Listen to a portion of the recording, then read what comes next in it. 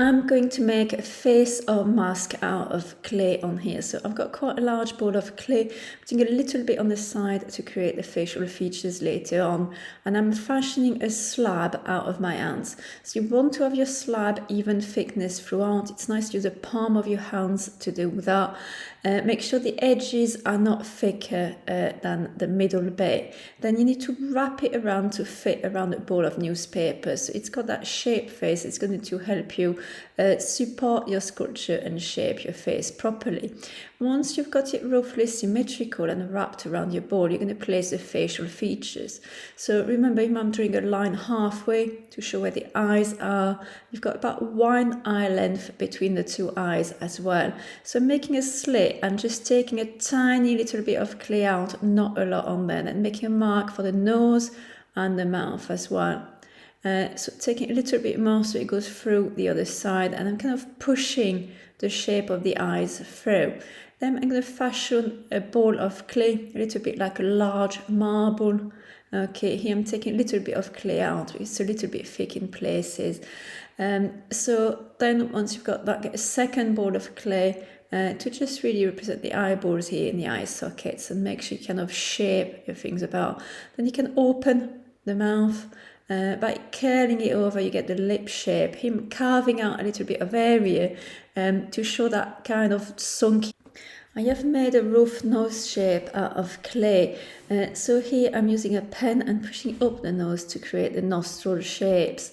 Here it's a little bit big, so I'm adjusting for size, slicing the half bit. Here I'm slicing the top bit so I can integrate it into there and just integrate the eyebrows and the eye socket, trying to really get that volume on the face. Scratch and slip to stick the nose on.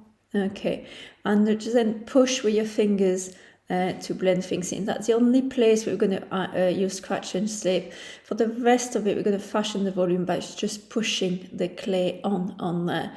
So you can hear I'm pushing to get the eyebrows and starting to refine my shape slightly.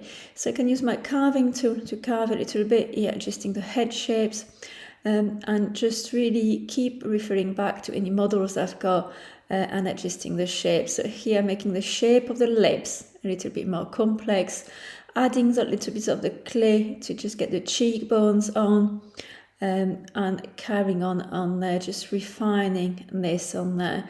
So to get the chin, same, just adding a little bit of clay and pressing it in. To do my eyes, I'm making some really small flat circles that I fashion up my hands, pressing them in and doing the pupil with a hole on there. So I'm carrying on refining the shape of the nose. I'm observing carefully my model and just trying to copy the structure on there.